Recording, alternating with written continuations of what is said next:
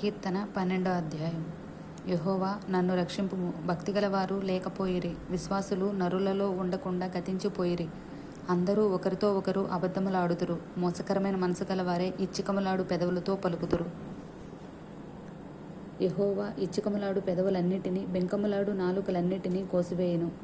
మా నాలుకల చేత మేము సాధించెదము, మా పెదవులు మావి, మాకు ప్రభువు ఎవడని వారనుకొందురు. బాధపడు వారికి చేయబడిన బలాత్కారమును బట్టియు, దరిద్రుల నిట్టూర్పులను బట్టియు నేనిప్పుడే లేచెదను. రక్షణను కోరుకొను వారికి నేను రక్షణ కలుగజేసేదను అని యెహోవా సెలవిచ్చుచున్నాడు. యెహోవా మాటలు పవిత్రమైనవి, అవి మట్టి మూసలో 7 మార్లు కరిగి ఊదిన వెండి అంత పవిత్రములు. యెహోవా, నీవు దరిద్రులను కాపాడెదవు, ఈ తరము వారి చేతిలో నుండి వారిని నిత్యము రక్షించెదవు. నరులలో నీచ ప్రవర్తన ప్రబలమైనప్పుడు దుష్టులు గర్విష్ఠులై నలుదిక్కులు తిరుగులాడుదురు. ఆమేన్.